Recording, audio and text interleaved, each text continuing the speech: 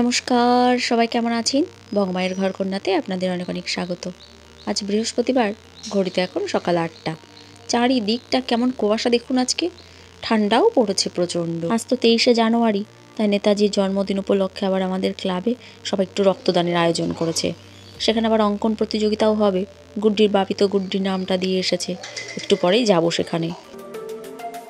9টার পরপর নাকি শুরু হওয়ার কথা ছিল, তা বাড়ি থেকে কোনো মাইকের অ্যানাউন্সের আওয়াজ পাচ্ছি না, তাই 9:30টার দিকে আবার বেরোলাম বাড়ি থেকে, যে যাই একবার গিয়ে দেখি শুরু হলো কিনা। এসে দেখি শুরু হয়ে গেছে, মানে সবাই কেবল খাতাটাই হাতে পেয়েছে। এই যে এই বাড়িতে গুড্ডিকে ঢুকিয়ে দিলাম। ক বিভাগ মানে একদম বাচ্চাদের এই বাড়িটায় ব্যবস্থা করেছে, সব আলাদা আলাদা জায়গায় বসিয়েছে। খ বিভাগ আর এক জায়গায়, গ বিভাগ এক জায়গায়। দুদিন আগে থেকেই গুড্ডির বাপিকে সবাই বলে রেখেছে যে আমিও যেন এই কম্পিটিশনের এখানে থাকি, আর যে আর একটা জাজ থাকবেন আমিও যেন তার সাথে থাকি। তা আমি আর ভেতরে এখন ঢুকলাম না, বাইরেই অপেক্ষা করছি গুড্ডিকে ভেতরে ঢুকিয়ে দিয়ে। সমস্ত গার্জেনরা এখানে অপেক্ষা করছে। বাইরে আবার কি সুন্দর চেয়ারেরও ব্যবস্থা করেছে গার্জেনদের বসার জন্য, আর ওদিকে আবার পতাকা উত্তোলনের ব্যবস্থা করছে। ভেতরে একজন স্যার আছেন দেখলাম, যিনি গুড্ডিদের দেখাশোনা করছে। একটা ছবি শিখিয়েছি গুড্ডিকে, প্র্যাকটিসও করিয়েছি বেশ কয়েকবার। এখানে এসে জানি পারবে আঁকতে, কিন্তু ওই যে এদিকে ওদিকে চাকিয়ে বসে থাকে চুপ করে। গেটটা একটু খোলা মাত্রই আবার উকি দিয়ে দেখছি যে ঠিকঠাক করছে কিনা। দেখলাম আঁকা মোটামুটি কমপ্লিট, রং শুরু করেছে। কে কি করছে শুধু চুপ করে বসে থেকে দেখে, ওর এটা আবার রোগ আছে। তা না হলে জানি ছবিটা কমপ্লিট করে ফেলতে পারবে। দাঁড়ান, এখান থেকে একটু কফি নিয়ে নিই। গার্জেনদের জন্য কফি রেখেছে দেখছি, যা ঠান্ডা, জমে যাচ্ছি পুরো রাস্তায় দাঁড়িয়ে। কাল রাত্রে গুড্ডির বাপি এই টফিগুলো পছন্দ করে কিনে রেখে গেছে। গুড্ডিকে বলেছে একটা যেন আমার বাড়িতে আসে।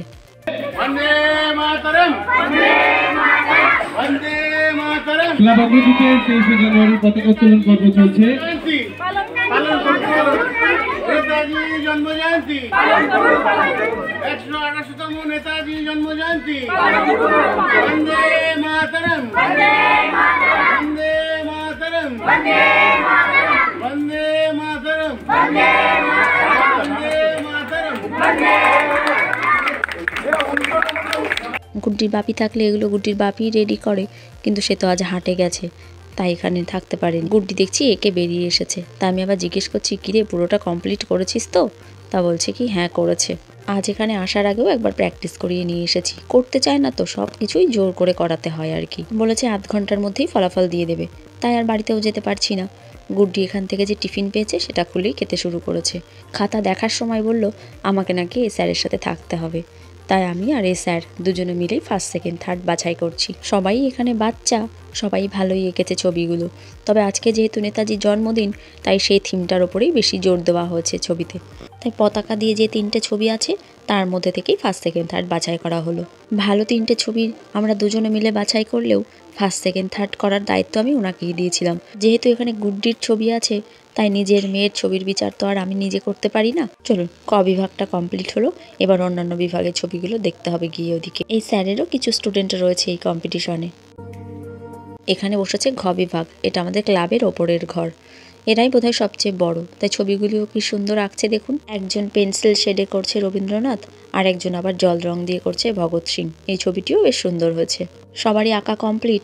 বাচ্চাদের সবার ছবিগুলো নিয়ে এসে আবার ক্লাবের সামনে দিয়ে রাস্তার উপর টাঙিয়ে দেওয়ার ব্যবস্থা করছে এরা, যাতে ছবিগুলো সবাই দেখতে পায়। এই যে পতাকা হাতে যে মেয়েটি, ওটি এঁকেছে গুড্ডি। একেই চলে এসেছে আস্মিতাদের বাড়িতে খেলতে। দেখছি আস্মিতার মা ডিম সেদ্ধ করে দিয়েছে, দুটো মিলে আবার বসে বসে খাচ্ছে। তাই বললাম চল শিগগিরই এখন টফি দেবে, নিয়ে বাড়ি যাই। জোরে একবার হাততালি দেবেন সকলে মিলে। ক বিভাগে গুড্ডি সেকেন্ড হয়েছে, ট্রফি পেয়ে তো ভীষণ খুশি। চলুন এবার শিগগিরই বাড়িতে কি দুটো সিদ্ধ ভাত করব, খেয়ে রেখেই যাবো এখন বিয়ে বাড়িতে। আজ তো দেওরের আইবুড়ো ভাত। গুড্ডির বাপিও চলে এসেছে হাট থেকে। 3জন মিলে এখন এসেছি এখানে আইবুড়ো ভাতের মিষ্টি কিনতে। মিষ্টি নিয়ে যাব এখন সোজা বিয়ে বাড়ি। এখানে এসে দেখছি আইবুড়ো ভাতের রান্না প্রায় মোটামুটি কমপ্লিট, শুধু মাছের ঝোলটাই বাকি আছে। এটি কাকিমণির একটি বোন, সেই নাকি সমস্ত কিছু রান্নাবান্না করলো। ডাল, শাক, 5 রকম ভাজা, সব কিছু সেই করেছে। এখানে এসে দেখি দিদিভাইরাও একটু আগেই ঢুকেছে, মানে কাকিমণির মেয়ে আর কি। যাতে তো বিয়েতে আসার কোনো কথাই ছিল না, কেননা এই গুল্লুর নাকি প্রচণ্ড শরীর খারাপ ছিল। কয়দিন আগে সে হসপিটালে ভর্তি ছিল।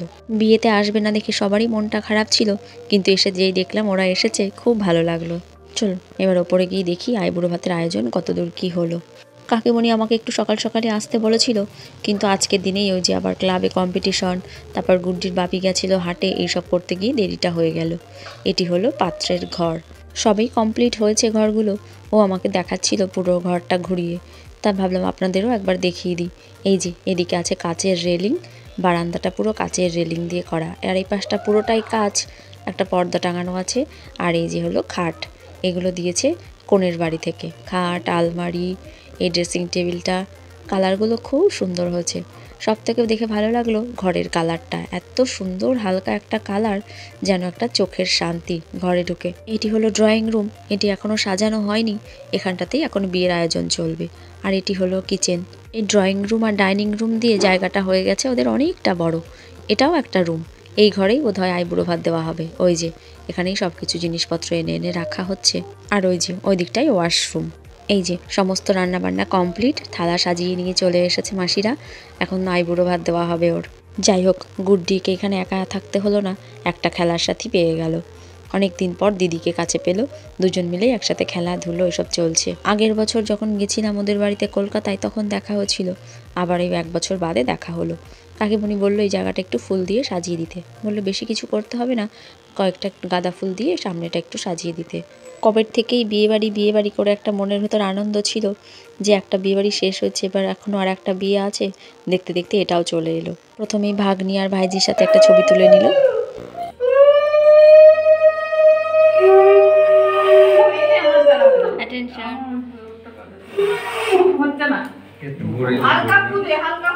এটাকে উল্টো দিকে না, উল্টো দিকে কেমন করে এরকম ভাবে না।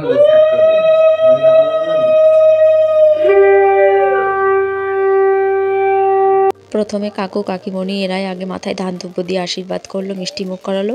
এবার জামাইবাবুদের পালা, 2 জামাইবাবু মিলে এখন শালাবাবুকে আশীর্বাদ করছে। এরপর দিদিদের ডেকেছে, 3 দিদি মিলে একসাথে আশীর্বাদ করছে। সবাই মিলে একে একে আশীর্বাদ করতে গেলে তো অনেকটা সময় লেগে যাবে। এরপর ডেকেছে আমাদেরকে, কিন্তু আমাদের মোবাইলটা ধরিয়ে দিয়েছি, ওরা ভিডিওটাই করতে পারেনি। কাকু সব ঠিক আছে? আমাদের রান্নাবান্না হেভি হয়েছে। আমাদের রান্নার লোক সব ভালো এক্সপার্ট ভাড়া করা হয়েছে। ক্যাটারিং গুলো, এটা হচ্ছে ক্যাটারিং এর লোক ভালো না? মামনি ক্যাটারার, মামাসি ক্যাটারার, মামাসি ক্যাটারার। ও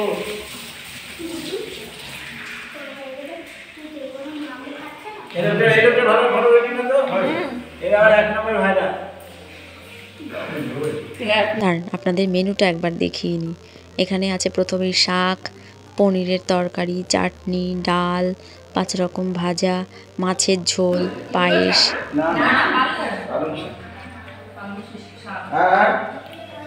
ডাল ডাল তো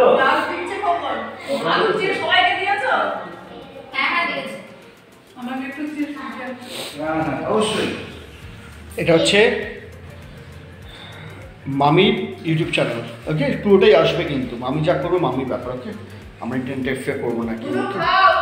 হাই বলো, ইয়ে গুটি হাই বলো, হাই বলো, হাই। আইবুড়ো হাতে ফল খাচ্ছ, নট ব্যাড। আমি ওগুলো সব আমার ফল ছিল, আমি খেয়ে দুটো খেয়ে বলবো। এটা মামাসি ক্যাটারার, আমি রাখবা।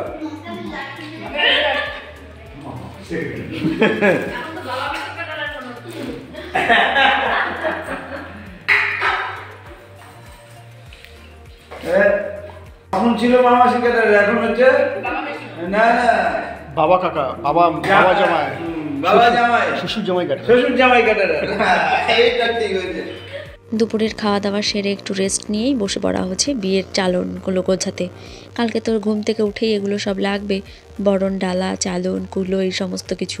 তাই কাকিমারাও সব এসেছে, কাকিমা আমি হাতে হাতে সব করছি। শ্বশুরবাড়ির যে কোনো অনুষ্ঠানেই সমস্ত কাকিমাদের সাথেই আমার দেখা হয়। কিছুদিন আগেই এর আশীর্বাদেই সবাই এক জায়গায় হয়েছিলাম, আবার আজকে বিয়ের সময় সবাই এক জায়গায় হচ্ছি। কাকিমা ওই দিকটায় গোছাচ্ছে, আমাকে দায়িত্ব দিল চালনটাকে সাজিয়ে ফেলার। বিয়ের এই গোছানো কাজগুলো আমার এই প্রথমবারই করা হচ্ছে নিজে হাতে। আমার বোনের বিয়ের সময়ও করিনি আমি কিচ্ছু, তখন আমার মাসিরা মিলেই সবটা করেছিল। দাঁড়িয়ে দেখেছিলাম ঠিকই, তবে এবার নিজে হাতে করছি। ব্যাস হয়ে গেছে আমার চালন সাজানো। নিজে হাতে করে অনেকটাই শিখতে পারলাম যে কোনটায় কি রাখতে হয়, কিভাবে কি করতে হয়। আমার বিয়ের পর থেকে শ্বশুর বাড়িতে অনেক রকম অনুষ্ঠান হলেও বিয়ে বলতে এটাই প্রথম। তাই বাড়ির বউ হিসেবে এটাই আমার প্রথম বিয়ে। তাই কাকিমারা বলছে যে করতে করতে অনেক কিছু শিখে যাবা। আমাদের এক ঠাকুমা শাশুড়ি আছেন যিনি কাকিমাদের থেকেও বয়সে বড়, তাই তিনি আরও অভিজ্ঞ। সেই ঠাকুমা এখনও এসে পৌঁছয়নি, সবাই তার জন্যই অপেক্ষা করছে। যার বাড়িতেই বিয়ে, স্বাদ, অন্নপ্রাশন যত রকম অনুষ্ঠান হয়েছে ওই ঠাকুমাই নাকি সবার বাড়িতে গিয়ে সব কাজ করেছে। এই যে ঠাকুমা এখন এসে পৌঁছেছে, তাই কলায় কিভাবে সিঁদুর লাগাতে হয় সেটা আমাকে হাতে ধরে দেখিয়ে দিচ্ছে। আমি প্রথমে গোল গোল করে দিচ্ছিলাম, তা বললো এভাবে লম্বা করে টেনে দিলে তবে দেখতে ভালো লাগে। যাক, একটা জিনিস শিখতে পারলাম। ছাদনাতলায় কলা গাছ পোতার জন্য গুড্ডির বাপিকে ডাকা হয়েছে, তা গুড্ডির বাপি এসেছে। এখন সবাই মিলে চলছে একটু চায়ের আসর। এটার পরেই আবার ছাদনাতলা সাজানো শুরু হবে। এই কাকুর সামনে একবার এসে পড়লে এমন গল্প শুরু করে, এখান থেকে পালানো খুব মুশকিল। সবাই গুড্ডির বাপিকে বলছে কলা গাছ বসাতে, গুড্ডির বাপি বলছে না, আগে পান সুপুরি বাতাসা দিতে হয়। আসলে কিছুদিন আগেই শালির বিয়েতে করেছে, দেখেছে তো, ওই জন্য ব্যাপারটা মনে আছে।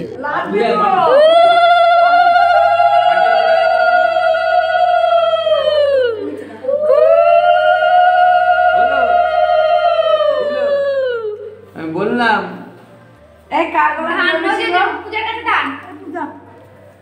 দাঁড়াও, এটা হয়ে গেছে তো, দাঁড়াও দাঁড়াও, এটা পরে দাও, এটা পরে দাও, একটা একটা সেট করে মাটি দিতে হবে, এটা ধরো ধরো। দুই জামাই এসেছে বিয়ে বাড়িতে, জামাইদেরকেই তো ওই কলা গাছ বসাতে হয়, কিন্তু সেই দুই জামাই অনেকক্ষণ হলো বেরিয়েছে কেনাকাটা করতে, এখনও ফিরছে না।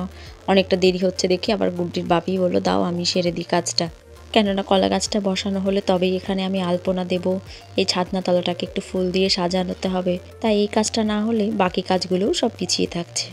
বিয়ে বাড়িতে ছাদনাতলায় এই কলা গাছ বসানোটা একটা ভীষণ মজার রিচুয়াল। গুড্ডির বাপি যেমন প্যান্ট শার্ট জ্যাকেট পরে কলা গাছ বসাচ্ছে, আগের দিনে দেখেছি বাড়ির জামাইদের সব সাদা ধুতি আর গেঞ্জি পরে কলা গাছ বসাতে, তাতে আবার রং খেলা চল ছিল। আমিও ভেবেছিলাম আজকে যে আর জামাইরা যখন আছে আমি সবার গায়ে রং দেব, কিন্তু একটা জামাইয়েরও তো আর পাত্তা নেই, কি আর করার। শেষের দিকে দাদাটা এসেছিল বলে তাও গুড্ডির বাপির অনেকটা হেল্প হলো। ফুলগুলো খুব ভালো, মোটা মোটা ফুলগুলো খুব বড় বড়। ওইটা নিতে পারো তুমি, দাও আলপনা দিয়ে দাও, তুমি করে নাও আগে।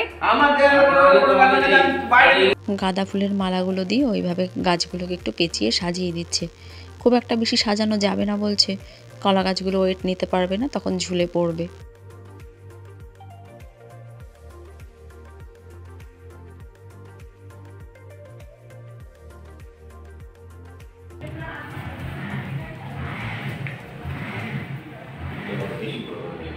না না বেশি বড় হবে না, পেঁচাই আরো রাগ হবে, যেমন গ্যাপ দিতে দিয়ে পেঁচিয়ে দিচ্ছি।